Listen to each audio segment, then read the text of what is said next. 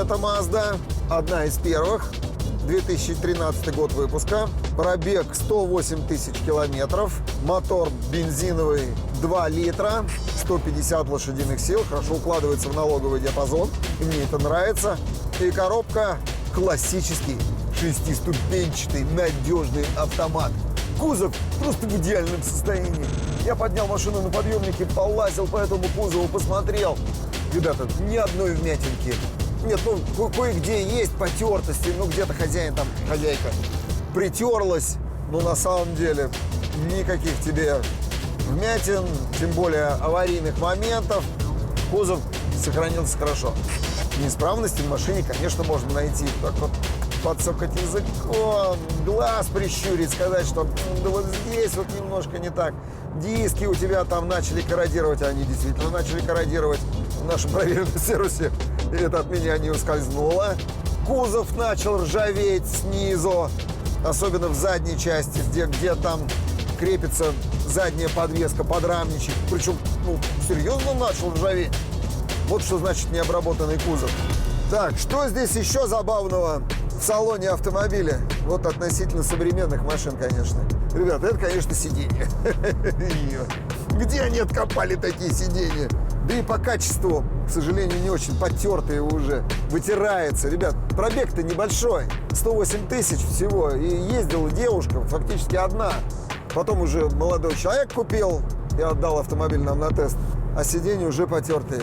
Ну ладно, даже не в этом дело, что они там потертые. Дело в том, как они спроектированы. Почему они такие плоские? Ты садишься как на я не знаю, на табуретку какую-то. В профиле нет. Ладно, хорошо, хотя бы сделали дополнительный выступ вот здесь. Дополнительный выступ, и у тебя ноги не висят. В общем, в дальней дороге ты не устанешь. Ну, тут нет никакого поясничного упора. Ну и, конечно, серьезный промах. Даже для того времени. Это отсутствие розеток USB. Ну почему здесь-то их сделали? Вот здесь подлокотники-то. Ну это провод нужно тянуть через весь салон. Потому что телефон, как ты понимаешь, не только заряжают, им еще и пользуются. Пользуются навигацией. И ставят телефон куда? Вот сюда ставят телефон. И провод вот так через весь салон будет тянуться к телефону. Вот здесь он будет болтаться. Ну и хороша сама по себе концепция центральной консоли. Ее не стали сильно задирать в салон, выносить, не стали утапливать к переднему стеклу, а сделали ее усредненной, вполне себе рациональной. У этого мотора высокая степень сжатия. Чем больше ты сжимаешь топливный заряд, рабочую смесь, тем больше там давление, тем оно эффективнее сгорает, тем выше литровая мощность. С одного и того же объема при высокой степени сжатия, при плотном сжатии ты можешь снять больше мощности. Но возникает проблема. Топливный заряд, если ты его сжал очень-очень сильно, начинает взрываться. Возникает детонация. Все премудрости, которые используются на этих двигателях, это механизмы, которые призваны бороться с детонацией. Мотор без турбины, с высокой степенью сжатия, по технологии SkyActiv показал отменные результаты. 300 тысяч пробега – вообще не предел. 500 тысяч для этого мотора норма. Ребята, он очень надежный, но только при одном условии. Вот там, где есть эти новинки и где есть преимущества, ну, это требует внимательного отношения к двигателю. И, конечно, он живет в стране, где есть хорошее масло, где есть хорошее топливо, где ты не нарвешься на подделку. Вот там этот мотор будет работать. Где-то зальешься плохеньким топливом, и вдруг у тебя там начнут отказывать свечи, смолистое отложение появится, форсунки может быстро загрязниться. Быстро загрязняется, не охлаждает, детонация, разваливаются поршни, и привет, перегородки лопаются между кольцами, и это серьезный ремонт. Тут стоит огромный радиатор. Огромный, хорошо охлаждается. Решетка радиатора тут открытая, вот прям воздух сюда летит с хорошим напором. 2 вентилятора стоят охлаждения. И если какой-то вентилятор откажет, а такое в пыльных наших условиях, может быть, ну все, труба. Перегревается мгновенно, все покоробилось, мотор на выброс, считайте. И нет никакой дополнительной шайбы. Выбора режимов движения. Снег там, грязь, гравий. И правильно. Вот японцы поступили абсолютно правильно. Зачем тебе на кроссовере вот такие штуки? Сделали один режим, правильно. Либо педаль в пол, либо ты едешь в среднем темпе, либо ты просто тошнишь овощем. Все, больше ничего не надо. Коробка передач. Классический шестиступенчатый автомат. Причем сработанный с хорошей японской компанией Aisin. Есть в этой коробке, конечно, свои премудрости, тонкие места. Но прежде всего это блокировка коробки. И она работает довольно часто и довольно быстро блокируется. И таким образом все-таки диски там изнашиваются. Но если не рвать автомобиль, вот не рвать, а все-таки плавно ускоряться. Пусть быстро, но плавно. Тогда вот эти фрикционы будут долго работать. Ну, в общем, коробка хорошо согласована с мотором. Вовремя переключается, вовремя вниз, вверх, без рывков. Но все-таки слабые места есть. Особенно вот на моделях первых выпусков. 2012-2013 год до 2014 года. Там были проблемы с некоторыми передачами. Особенно, когда ты включаешь реверс с нейтрали, ну или из паркинга. Бух, такой удар. Все, это нужно отвозить в ремонт. Даже была отзывная компания. Ну, в общем, покупаешь такую машину, обрати внимание на работу коробки передач. Прям по рывкам.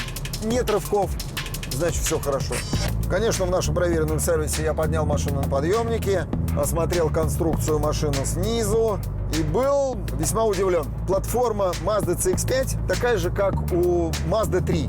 Практически то же самое. Ну, там подрамник немножко усилен, но он другой. Задние амортизаторы стоят другие, там ход увеличен. Но я посмотрел на машину снизу, посмотрел. Ребят, ну, в общем-то, это кроссовер. Никуда не денешься. Это кроссовер. Соответственно, тут есть и места, характерные для легковой платформы. Это не внедорожник, это нужно учитывать. Первое, наперво, что нужно сделать с этим автомобилем, конечно, поставить защиту снизу. На этой машине стоит прочная металлическая защита. Самое главное, что эту защиту и есть к чему крепить, потому что подрамник там полноразмерный, полнопрофильный, вот, и довольно прочный. Но сам агрегат ничем не прикрыт. Просто вот так вот по кругу идет подрамник, и агрегат висит снизу. Если не ставить защиту, ты даже в городе вот так вот налетишь, хлопнешь по поддону, но что самое плохое, ты можешь хлопнуть по масляному фильтру. Он тоже в самом низу. Обслуживать удобно. Оп, отвернул, привернул новый, масло слил, залил, все, 5 минут, все готово. Так вот, замнешь, масло вытечет мгновенно, и все, привет, двигатель застучал. Без масла мотор не работает. Защиту нужно ставить.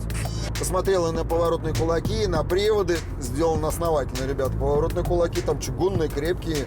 Ну, в общем, по плохим дорогам можно спокойно дубасить, не развалиться, не согнуться, как на машинах конкурентов. А вот дальше я посмотрел и разочаровался, просто расстроился. Двигатель, крышка сверху потеет, потеки аж в самом низу. Ну, как же так-то? Ну, почему? Ну, значит, это надо менять уплотнение. Ну, хорошо, хотя бы дело коснется одного уплотнения.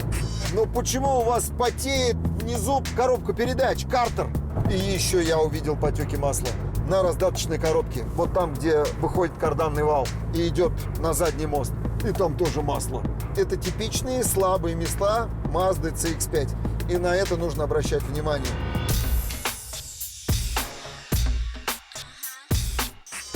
Кроссовер полноприводный.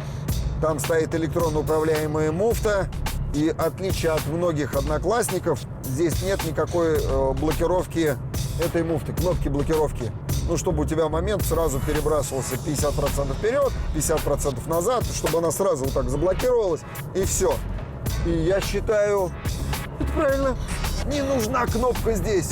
Ну, и это экономия хорошая. И потом, ребята, кроссовер этот не предназначен для того, чтобы выезжать в серьезную грязь. Это для того, чтобы уверенно ехать по мокрой дороге, по скользкой дороге, чтобы во дворе ловко перепрыгивать через снежные брустверы, которые там трактор, убирая, нагреб. Вот для чего нужен здесь полный привод. И то, что нет кнопки, это правильно. Задний ряд Mazda CX-5. Ну, плотновато тут сидишь, плотновато. Конечно, коленки-то упираются в спинку переднего сиденья. Но, с другой стороны, ребята, ну, это же небольшой кроссовер. Относительно небольшой. И сидеть, в принципе, удобно. Ну и что ты из того, что упираешься коленками? Зато ты на дорогу смотришь нормально. Ты сидишь высоко относительно спинки передних сидений. И узкий подголовник, это я люблю. Будешь спокойно заглядываться на дорогу, и тебя не будет все время подташнивать, когда вот здесь просто сплошное сиденье, ничего не видно. Из сервиса тут нет ничего. Ребята, а вот сиденье раскладывается здесь здорово. Мне нравится. Подушка уезжает вниз. И от этого получается ровный пол. Вот это простое, хорошее инженерное решение. Правильно сделали, молодцы. Ну а теперь колхозный тест. Сколько мешков картошки сюда влезет? Вот если убрать запаску, то много. Без запаски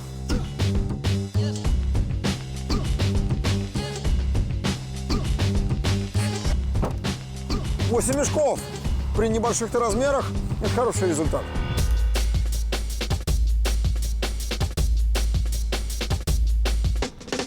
Mazda CX-5 машина, конечно, огонь. Недаром в свое время этот автомобиль брали просто пачками.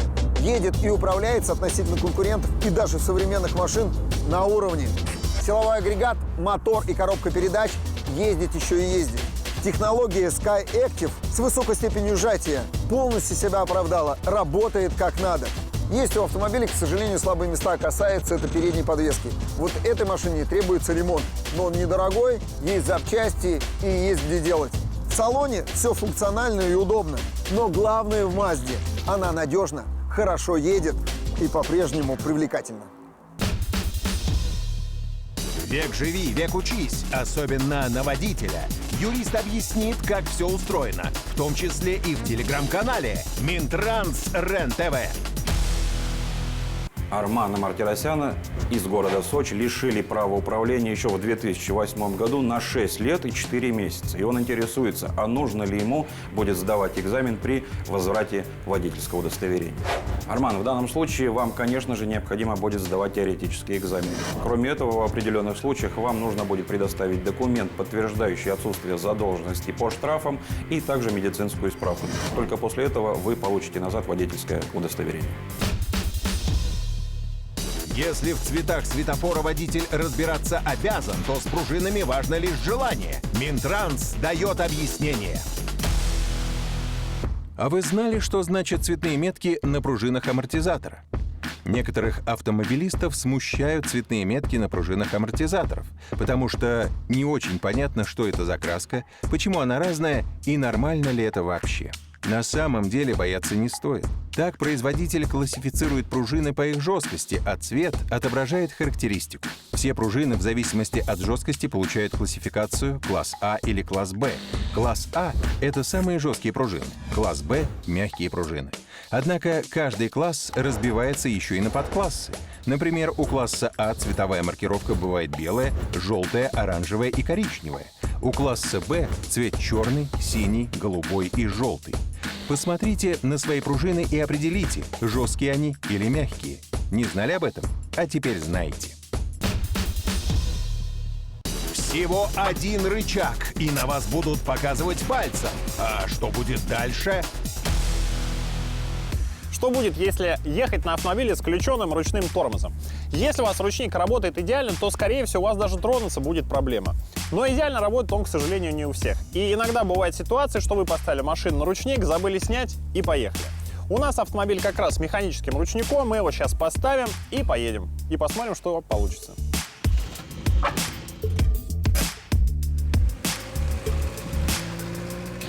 Вообще, конечно, когда дергаешь ручник, то на приборной панели обычно загорается соответствующее сообщение. Ну вот в нашем случае восклицательный знак. И не заметить его, конечно, сложно.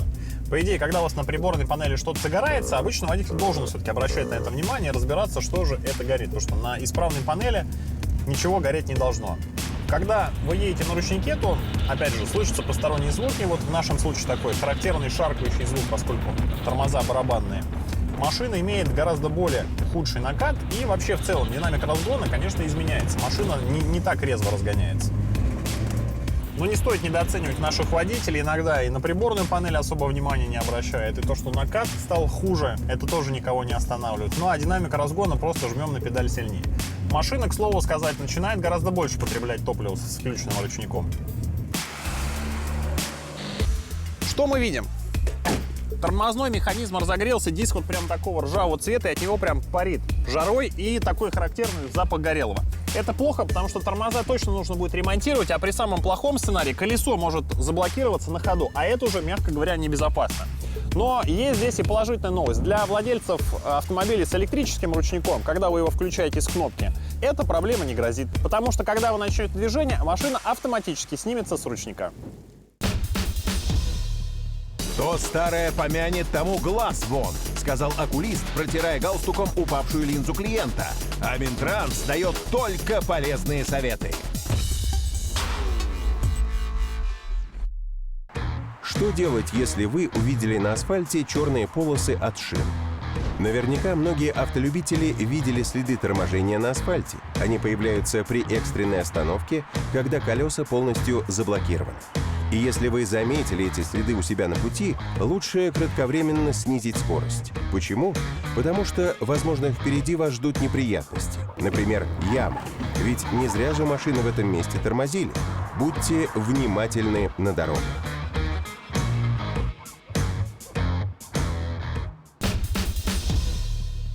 Заглох и не едет. Как заставить машину подчиниться? Задать вопрос можно в нашем телеграме Минтранс РЕН-ТВ. У Павла Елена из города Пушкин «Лада Калина Спорт». И у этой Калины возникла определенная неисправность. Глохнет на холостом ходу, хотя вроде свечи новые, катушки зажигания проверял, тоже новые. Даже датчик холостого хода новый, диагностика ничего не показывает. В чем причина? Не может разобраться. Павел, но вы далеко не все проверили, из-за чего может глохнуть двигатель на холостом ходу. Там есть и еще масса других датчиков. Ну, например, датчик массового расхода воздуха, датчик положения дроссельной заслонки, наконец, датчик положения коленчатого вала. Вы все это проверили? Я так не думаю. Ну и, наконец, последнее. У «Лады Калина Спорт» другая прошивка блока управления двигателем. Он по-другому настроен, это же спортивная машина. Может быть, там кроется неисправность. Ну, во всяком случае, все это нужно тщательно проверить. Может быть, последовательно все поменять, а может быть, проверять просто все отдельно. Начните прежде всего с датчика массового расхода воздуха. Бывает, он загрязняется. Почистить, и, может быть, все встанет на свои места. Все заработает. Минтранс еще покажет. Не туда отправил. Что сделать, чтобы исчез штраф? Машина потеряла раму. Осталась ли она после этого внедорожником? Проверка помощников. Надо ли покупать все, что приглянулось? Экономим ваши деньги. Автомобиль без вложений. Как выбрать надежное? И чтобы оно поменьше ломалось. Легкий груз. Почему он может раздражать? И как его прикрепить? Скрипит и раздражает. Как исправить ситуацию, чтобы было тихо? Правая или левая? Какой ногой жать на тормоз? И есть ли в чем-то разница?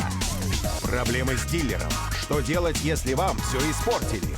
Есть ли управа на дополнительные опции? Минтранс желает всем не блуждать в трех соснах, а отдыхать на РЕН-ТВ.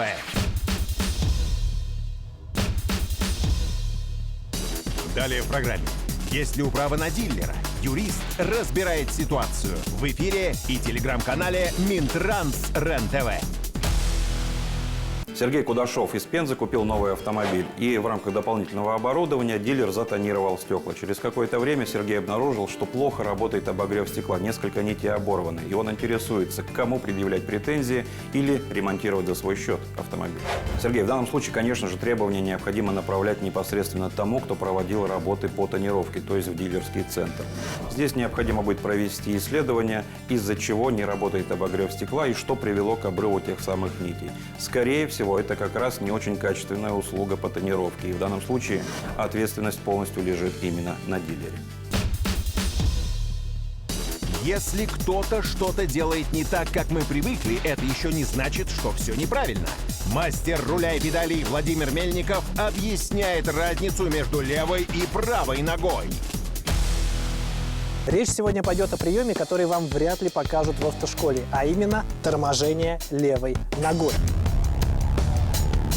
Согласитесь, что на первый взгляд это выглядит достаточно неестественно, но сегодня я постараюсь убедить вас в обратном. Давайте небольшой физический ликбез. Смотрите, автомобиль – это достаточно нестабильная система, как бы это странным ни казалось. У него есть центр масс, который в статике расположен, где-то в этом месте, вот на такой высоте. Но когда вы действуете рулем или педалями, этот центр масс смещается как вперед, так и назад, так и в стороны. И все это вы ощущаете на собственном вестибулярном аппарате. Вас начинает кренить, вас начинает куда-то отклонять, причем не только вас за рулем, но и ваших пассажиров. И вряд ли многим из них это понравится. И первое, почему я начал говорить именно о торможении левой ногой, этот прием позволяет вам сделать максимально плавными все эти перемещения центра масс и сделать движение бесшовным. И это, в свою очередь, позволит вам убить целую поляну зайцев, как с точки зрения комфорта, так и с точки зрения удовольствия и безопасности движения. Сразу скажу, что если вы никогда не тормозили левой ногой, то сперва лучше потренироваться где-то на площадке, потому что в 10 случаях из 10 это торможение будет чуть ли не экстренным. Наша нога привыкла либо выжимать сцепление, достаточно тугую педаль, либо ничего не делать, поэтому первое нажатие рискует быть вот таким. Но поверьте, как только вы потренируетесь и отточите уровень замедления и уровень усилия, вы поймете, насколько мягче и точнее вы стали ехать. А еще это обязательно оценят ваши пассажиры. Итак, один из возможных сценариев, где вам точно пригодится торможение левой ногой. Это правильная работа с загрузкой автомобиля. Допустим, что вы ехали и внезапно увидели лежачий полицейский. Если тормозить правой ногой, затем ее переносить, то далеко не факт, что вам удастся так подгадать загрузку и разгрузку передней подвески, чтобы пройти эту неровность с минимальными повреждениями или травмами для автомобиля. А если же точно и вовремя сработать левой ногой, то смотрите. Вы тормозите, мягко отпустили, гораздо точнее. Вы сразу предугадываете, как и где вам нужно нажать на тормоз. Плюс к этому вы можете мягко сразу начать добавлять тягу, тем самым еще приподнимая переднюю ось. Это классно работает практически на любых лежачих полицейских. Вообще, сам факт, что вы переходите от торможения к разгону максимально мягко и максимально плавно, даже с некоторым перекрытием педалей, он уже дает вам гораздо больше очков вперед относительно тех водителей, которые так не умеют делать.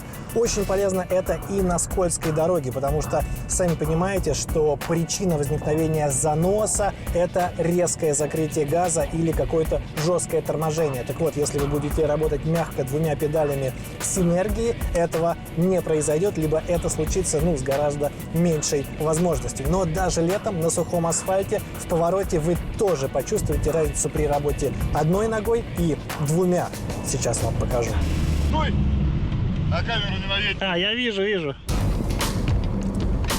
Итак, смотрите, как выглядит процесс поворота у человека, который, не особенно задумывается о том, как он работает педалями. Вы едете по дороге, впереди какой-то незнакомый поворот, идет, достаточно жесткое замедление, поворот, потом переход на газ, что на автоматической трансмиссии, вы сами понимаете, очень-очень часто вызывает большую паузу. И в итоге всю дугу вы проходите абсолютно неправильно с точки зрения физики движения автомобиля, потому что у вас нет мягкой загрузки на входе, у вас нет плавного добавления тяги на выходе. По большому счету, счастливый проезд этого поворота полностью заслуга системы стабилизации. Смотрите, еще раз входите, какое-то торможение, оно получается слишком жестким, потом пауза, когда машина вроде бы и не тормозит, и не разгоняется, потому что пока вы нажмете на педаль газа, пока гидротрансформатор все это проживет, пройдет большое количество времени. Все это прям меня аж внутри переворачивает, потому что это максимально предельно неправильно. А если вы умеете работать двумя педалями, смотрите, вы подъезжаете, видите дугу, плавно и мягко загружаете на входе, и после апекса, после середины поворота сразу вы переходите на газ, при том, что вы еще даже не полностью отпустили педаль тормоза, а уже добавляете тяги, тем самым упреждая все эти переходные процессы, все это прожевывание разгона внутри коробки передач. Посмотрите, насколько бесшовным, плавным, мягким получается движение. Просто класс. Замедление, поворот и уже газ, и все, и машина выезжает. Здорово. И заметьте, что я как водитель и отсутствующие, правда, здесь пассажиры, мы просто гораздо меньше куда-то качаем головой, куда-то болтаемся. Комфорт, бесшовное движение – это то, чего нужно добиваться каждому водителю. А теперь смотрите, если просто ты затормозил, уже куда-то не попал, нажал на газ и только сейчас поехал. Ну, понимаете, насколько сильно меняется сам характер прохождения поворота? И это у нас сейчас абсолютно сухой асфальт и летние шины. Если бы была зима или хотя бы там влажный асфальт, когда машина будет дольше скользить, то вот эти неправильные, такие грубые, топорные действия водителя, но они гораздо раньше бы уже вызывали такие явные срывы в занос, срывы в скольжение. Ну и затем неизвестно, что бы из этого вышло. Но уже совершенно точно ясно, что ничего хорошего.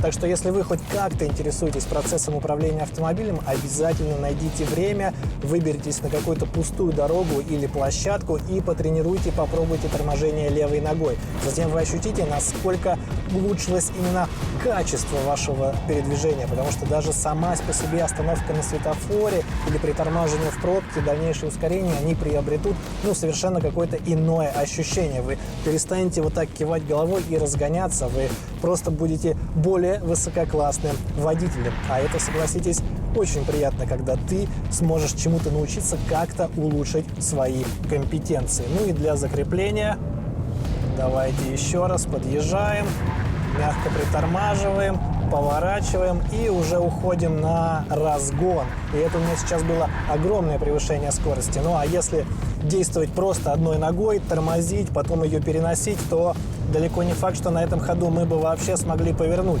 Давайте пробовать торможение. Что и требовалось доказать.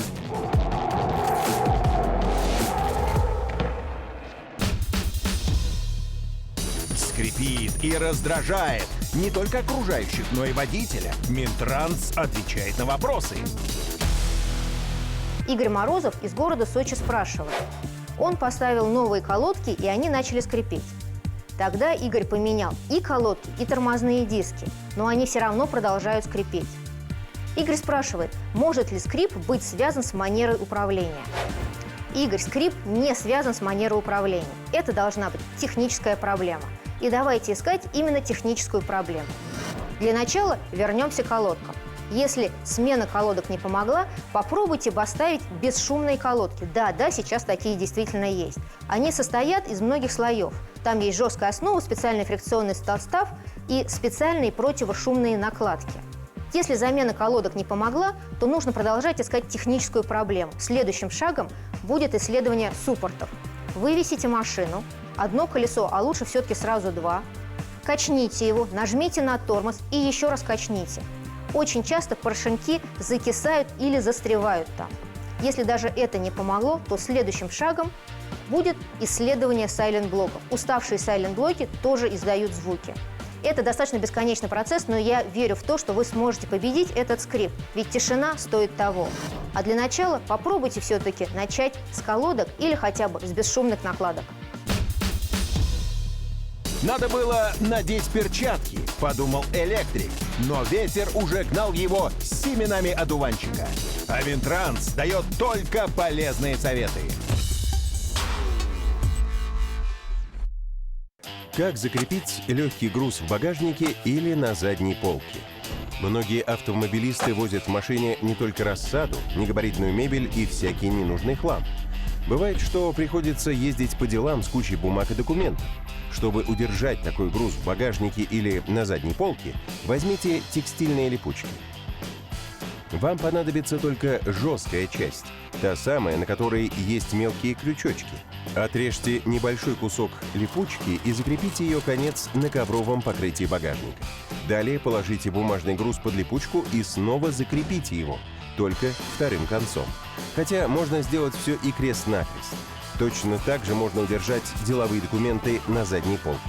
Таким образом, ценные бумаги при резком торможении не разлетятся по салону автомобиля.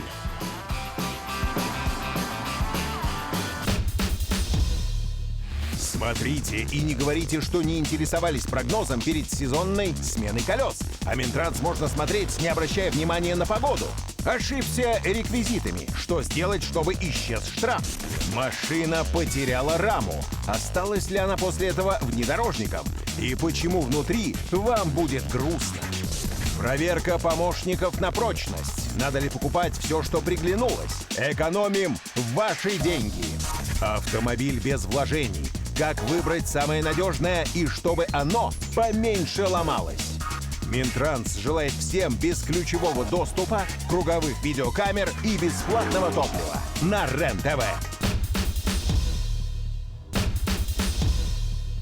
Далее в программе. Когда машина требует вложений, ее хочется поменять. Но на что? Александр Дроздов из Пятигорска интересуется про свою BMW 5 серии 2008 года выпуска. Автомобиль начал сыпаться, и Александр хочет поменять его на что-то другое, но похожее по классу и по комфорту. В противном случае он также рассматривает вариант покупки более дешевого автомобиля. Вопрос звучит так: стоит ли это делать и какой автомобиль рассмотреть, если это будет более дешевый? Александр, я вам советую обратить внимание на Toyota Camry в том числе. Она входит в этот список комфортных автомобилей, которые вам могут понравиться. Но Toyota Camry найти также очень сложно в хорошем состоянии. Поэтому BMW я все-таки, наверное, продал бы, если она высосала все деньги из вашего кошелька, и обратил бы внимание на какой-нибудь автомобиль более бюджетный, но менее комфортабельный. Поэтому после того, как вы подкопите деньги, вы можете купить уже новую BMW и будете получать удовольствие совсем от другого автомобиля. Если бы мы все покупали без проверки, дом заполнили бы бесполезные предметы. А Минтранс проверяет, как все работает. Экономим ваши деньги. Забилась резьба, скорродировала. Нужно нарезать новую. Что делает опытный механик? Ну, он берет вот такой инструмент, называется плашка, и начинает прогонять резьбу. Зажимает в тиски, ну или в пассатижи, и вот так все прогоняет. Точно так же нарезают и новую резьбу. Есть специальный инструмент, называется плашкодержатель. И тут в китайском интернет-магазине я, ребята, увидел замену всем вот этим плашкам. Вот всей этой груды плашек. Вот такой прямоугольник. На каждом конце своя резьба. И с помощью вот этого прямоугольника, даже напильника, говорят, что можно восстановить резьбу. Ну, конечно, я купил. Я люблю инструмент. Я купил, и сейчас я его попробую.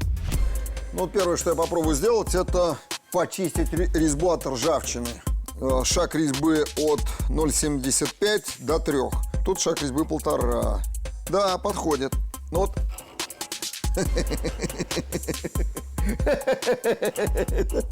Как мертвая припарка. Подождите, может быть, не 1,5, может быть, больше здесь. Может, я ошибся. 2 это много. О, 1,75. Ну, чистит, конечно. Ну так.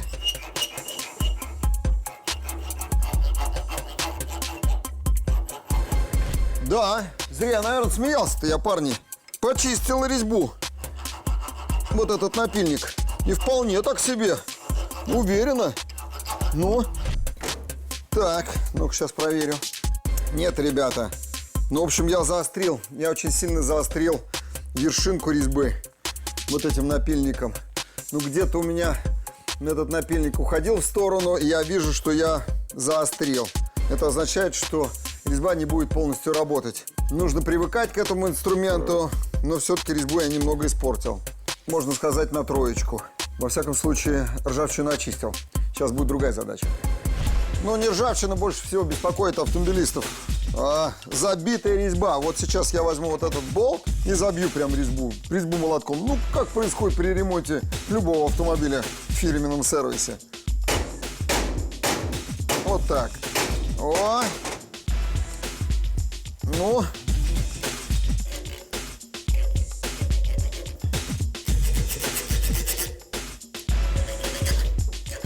Не, ребята. Не. Вожу я как рукой по коленке. Ничего она не пилит. Бестолковая штука. А я так надеялся, что я смогу восстановить вот эту резьбу. А вот плашкой я думаю, что я сумею прогнать резьбу. И сейчас покажу, как я это сделаю. Ага. Видите, забита резьба? И вот плашка пошла ее резать.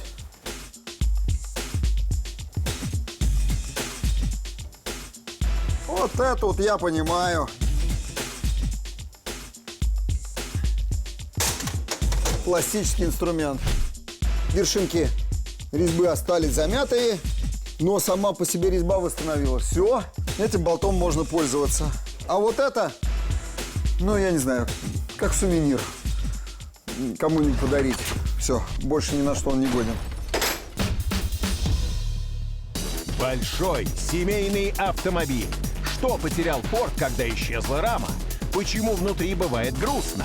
И кому будет хорошо на третьем ряду? Елена Лисовская все оценила.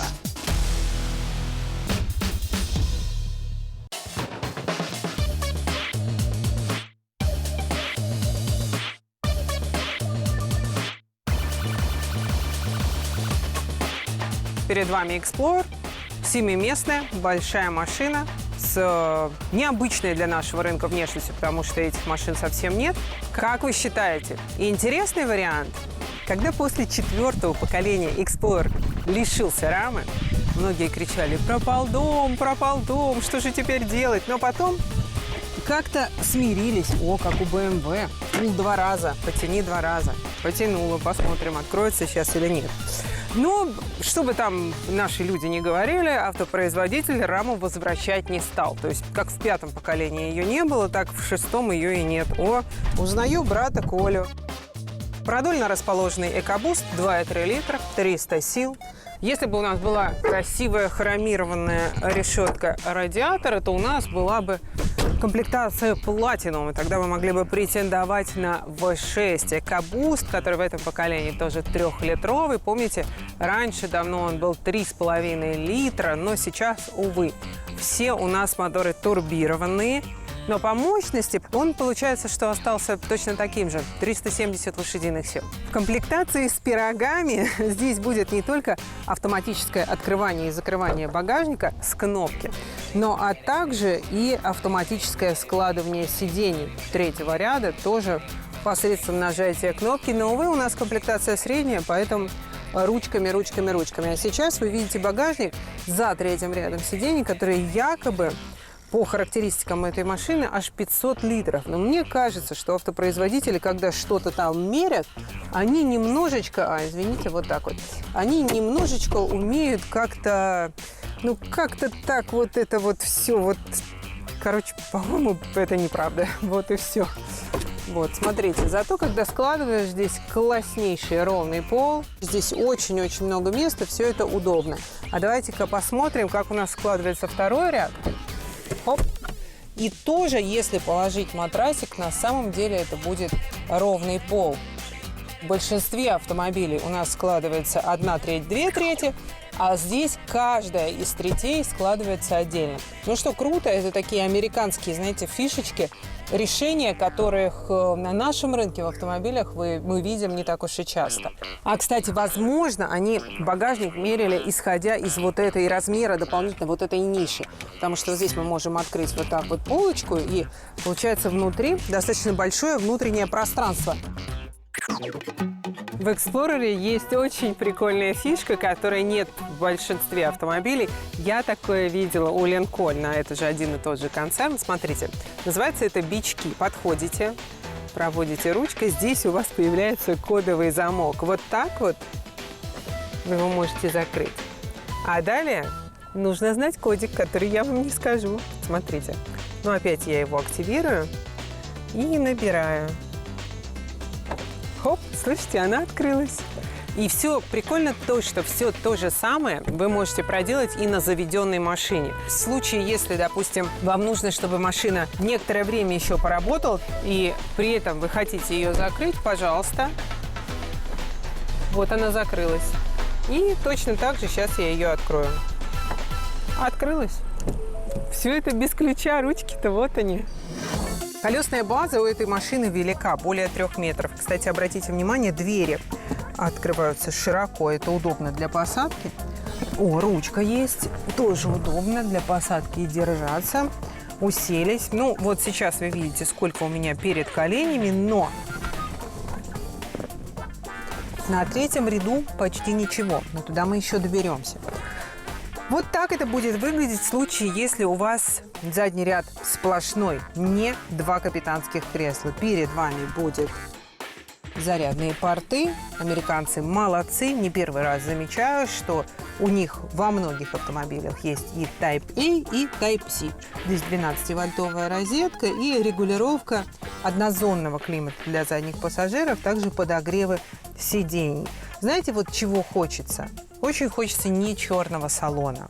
Очень хочется, потому что как в пещеру нырнула, и с учетом того, что пластик вот этот весьма незамысловатый, дубовый, и его формовка не очень симпатичная, здесь, ну, очень просто. Двери тоже, ну, все такое простоватое. И давайте представим себе, что у меня есть сестра-близнец, классно было бы, да? Которая сейчас водрузится на третий ряд сидений. В таком случае я бы получила основательного пинка и просьбы подвинуться чуть-чуть вперед. Что я сейчас и сделала так, что перед коленями у меня остается где-то порядка 10 сантиметров. Да, не так вольготно, но жить можно. А что же у нас в таком случае будет на заднем ряду? Двигаем вперед. В таком случае у нас будет вот что.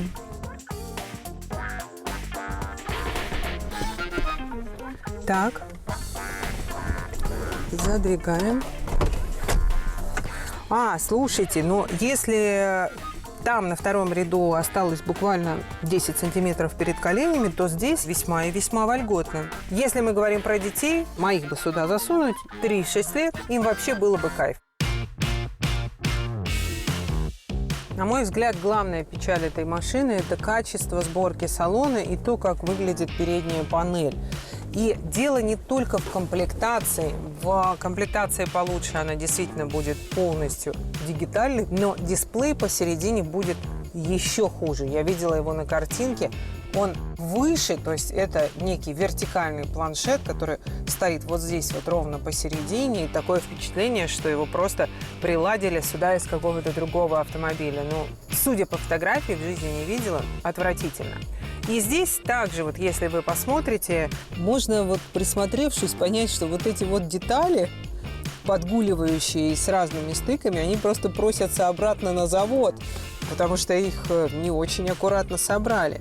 Но при этом плосковатое сиденье вполне удобное, его подушка такая и не жесткая, и не мягкая, средняя, хорошая подушка. Боковая поддержка для плотного господина, для плотного американского господина, среднего американца, вполне неплоха. Для меня, конечно, маловато, но это скорее моя сложность, нежели проблема плотного американского господина. Селектор КПП шайбочка, но это привыкаемо. Здесь серый, в будущем, я думаю, скорее всего, зацарапанный пластик, потому что здесь вот есть уже небольшие сколы. Но при этом, если мы с вами говорим об оснащении, то все, что нужно, в особенности для наших широт, здесь есть. Пожалуйста, подогрев руля, обогрев сидений, обдува здесь нет. Памяти сидений, кстати, нет, для кого это важно. А так, старт-стоп, хорошо читаемые аналоговые приборы, посреди дисплейчик, который очень несовременно выглядит, но тоже хорошо читается. Внутри ощущение простой машины, небогатого, практичного американца. Но по удобству, надо сказать, здесь все прям продумано. Ну вот чисто американская тема. Вот, пожалуйста, сюда кладем, сюда кладем, сюда кладем. Мой телефон вот так не лезет. 2 подстаканника, еще подстаканник, сзади подстаканники. Все как любят американцы, чтобы было куча всяких ничек, чтобы было удобно, высоко сидеть. Вот прям оно. По расходу топлива, кстати, вот у меня сейчас на панели 12,3, но это машина недавнего, долгого трассового хода. Она ездила в отпуск. Так вот, по городу владелец говорит, что если не педалировать постоянно, то получается район 15 литров на 100 километров пробега. Если же вы просто идете по трассе, то получается, там, если там средняя невысокая скорость 90-110 километров в час, то вплоть до 9 падает расход. Короче, такая, знаете, во всем неплохая семейная машина. По салону однозначная тройка, то есть он не хороший, и комплектация дороже, здесь ситуации не решит. По внешнему виду вы все видели, это на вкус и цвет. По ездовым характеристикам любите машину американского толка, то есть с подвеской достаточно комфортной, с запасом мощи под педалью, что так вот где бы ни нажал, что в горочку, что не в горочку, всегда запас. Вот любите такое, это ваше. Ну и не забывайте, это валкая машина, на которой вот эта вот мощность, она не может использоваться для того, чтобы вы осуществляли на дороге какие-то очень динамичные движения. Вы, конечно, можете, но это просто безумие какое-то. Ну и радиус поворота здесь, просто отличный. Внимание! Главный вопрос программы о штрафах. Пишите нам в Телеграм. Минтранс РЕН-ТВ. Константин Баранов из города Шахты при оплате штрафа ошибся реквизитами, и сумма ушла в другое подразделение ГИБДД. Штраф до сих пор на нем висит. Заявление, которое он подал в подразделение ГИБДД, куда он ошибочно перечислил сумму, пока осталось без ответа. Что делать в этой ситуации, интересуется Константин. Константин, для того, чтобы вернуть деньги по оплаченному неправильному штрафу, вы уже сделали достаточно, и больше повторять заявление не нужно. Просто здесь нужно иметь в виду, что заявление о возврате неверно уплаченных средств по тем реквизитам составляет месяц. То есть только через месяц вам должны или ответить отказом, или вернуть деньги. Ну а чтобы снять задолженность, нужно оплатить штраф по настоящим реквизитам в то самое подразделение госавтоинспекции, которое и зафиксировало правонарушение. Это была программа «Минтранс» и я, Вячеслав Субботин. Сегодня вы узнали, почему автомобиль может заглохнуть прямо на ходу. А вот какие есть слабые места у бытовых товаров, расскажут в самой полезной программе прямо сейчас на РЕН-ТВ.